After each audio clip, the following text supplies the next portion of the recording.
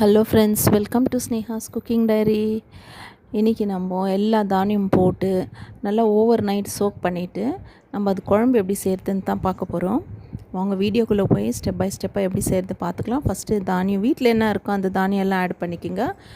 நான் இந்த ப்ரௌன் சன்னா, பச்சை பயிறு, ராஜ்மா, அப்புறம் ப்ரௌன் காராமணி இது இருந்தது. இதை போட்டு நான் ஒரு கரண்டி தான் போட்டிருக்கேன். எல்லாமே போட்டு நல்லா வாஷ் பண்ணிக்கலாம். மிக்ஸ் பண்ணிவிட்டு நம்ம ஊற வச்சுக்கலாம். ஓவர் நைட் தான் நான் சோக் பண்ணுறேன்.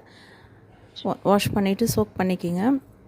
நெக்ஸ்ட் டே மார்னிங்கு நம்ம குக்கரில் நம்ம பாயில் பண்ணி எடுத்துக்கலாம்.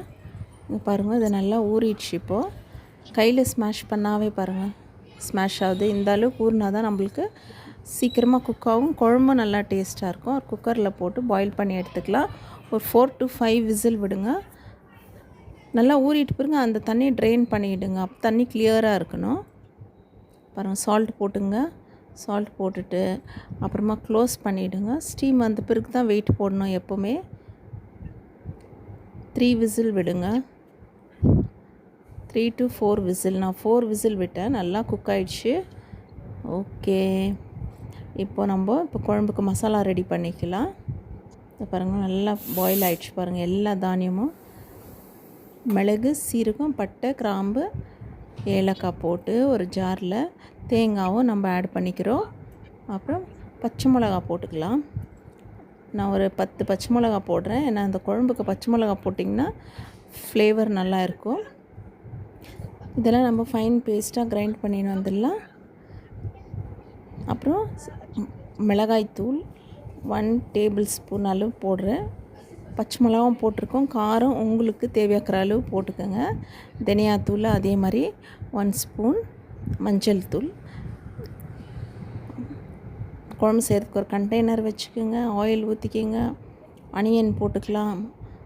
அனியன் ஃப்ரை ஆனதுமே இந்த மசாலா பவுடர்ஸ் எல்லாம் ஆட் பண்ணிக்கலாம். மிளகாய் தூள், மஞ்சள் தூள், தனியாத்தூள். அது ஆயிலில் ஃப்ரை பண்ணுங்கள். அப்போ தான் குழம்பு கலர் நல்லாயிருக்கும். இது எல்லாமே ஹோம்மேட் பவுடரு. நம்ம ஆயிலில் போட்டது ஒரு நல்ல ஒரு பியூட்டிஃபுல் கலர் வரும்.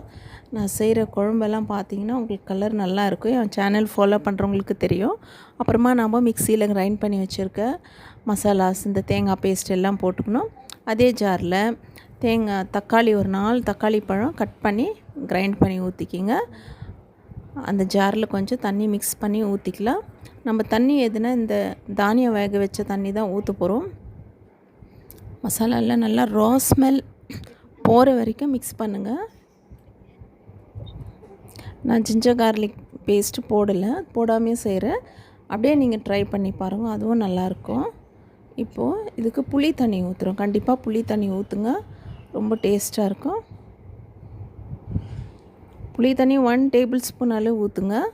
இந்த குவான்டிட்டிக்கு நான் 1 டேபிள் ஸ்பூன் அளவு புளி தண்ணி ஊற்றிருக்கேன். மசாலா நல்லா ரா ஸ்மெல் போன பிறகு நீங்கள் புளி தண்ணி ஊற்றணும். புளி தண்ணி ஊற்றிட்டு நான் பிரிஞ்சால் போட்டிருக்கேன். ஓகே, இதெல்லாம் நல்லா மிக்ஸ் பண்ணிவிட்டு நம்ம ஜாரில் கொஞ்சம் தண்ணி மிக்ஸ் பண்ணி ஊற்றிக்கலாம். அவ்வளோதான். இப்போ குக்கரில் நம்ம பாயில் பண்ணி வச்சுருக்கேன். அப்படியே தண்ணியோடு நம்ம எல்லாத்தையும் எடுத்து ஊற்றிக்கலாம். அதுக்கு தான் நம்ம எக்ஸ்ட்ரா தண்ணி எதுவும் ஊற்றல, வெறும் ஜார்லேருந்து நம்ம எடுத்து ஊற்றின தண்ணி தான். ஓகே, இப்போ எல்லாம் நல்லா மிக்ஸ் பண்ணிவிட்டு உப்பு, காரம் டேஸ்ட் பார்த்துக்குங்க. புளி தண்ணியும் ஊற்றிட்டு இருக்கோம். நம்ம ஆல்ரெடி தானியம் வேக வைக்கும் போது உப்பு போட்டு தான் நம்ம பாயில் பண்ணியிருக்கோம். ஓகே, இப்போ ஃபைனலாக உப்பு, காரம் டேஸ்ட் பார்த்துட்டு நம்ம க்ளோஸ் பண்ணி வைக்கலாம். பிரிஞ்சால் பாயில் ஆகட்டும். குழம்பு நல்லா கொதிக்கணும். எனக்கு கொஞ்சம் உப்பு கம்மியாக இருந்தது. நான் டேஸ்ட் பார்த்துட்டு உப்பு போட்டேன். நல்லா குழம்பு கொதித்து வரட்டும். பாருங்கள் எப்படி பாயில் ஆகுது. பிரிஞ்சாலும் நம்மளுக்கு சீக்கிரமாகவே குக் ஆகிடும். ஓகே, சூப்பராக நம்மளுக்கு தானியெல்லாம் போட்டு ஒரு குழம்பு ரெடி ஆயிடுச்சு. லாஸ்ட்டாக இந்த புளிப்பு, உப்பு, காரம் எல்லாம் பேலன்ஸ் பண்ணுறதுக்கு நான் ஸ்மால் பீஸ் ஜாகரி பீஸ் போட்டிருக்கேன். பாருங்கள், குழம்பு நம்மளுக்கு எப்படி ரெடி ஆகிடுச்சுன்னா அந்த ஆயில் மேலே செப்பரேட் ஆகிருக்கு, தெரியுது பாருங்கள். குழம்பு சூப்பராக ரெடி ஆகிடுச்சு. அவ்வளோதான். இப்போ நம்ம எடுத்து சர்வ் பண்ணிக்கலாம். கன்சிஸ்டன்சி உங்களுக்கு வேணும்னா இன்னும் கூட கொஞ்சம் பாயில் ஆகிறதுக்கு விடுங்க. உங்களுக்கு திக்காக வேணும்னா இன்னும் கூட கொஞ்சம் பாயில் ஆகிறதுக்கு விடுங்க. நான் இந்த ஸ்டேஜ்லேயே ஆஃப் பண்ணிடுறேன். செய்து சாப்பிட்டு எப்படி இருந்துச்சுன்னு கமெண்ட்ஸில் தெரியப்படுத்துங்க. உங்களுக்கு இந்த வீடியோ யூஸ்ஃபுல்லாக இருந்துச்சுன்னா உங்கள் ஃப்ரெண்ட்ஸ் ரிலேட்டிவ்ஸ்க்கெல்லாம் ஷேர் பண்ணுங்கள், சப்ஸ்கிரைப் பண்ணுங்கள், லைக் பண்ணுங்கள், ஷேர் பண்ணுங்கள். பாய். தேங்க்ஸ் ஃபார் வாட்சிங். See you all in next video.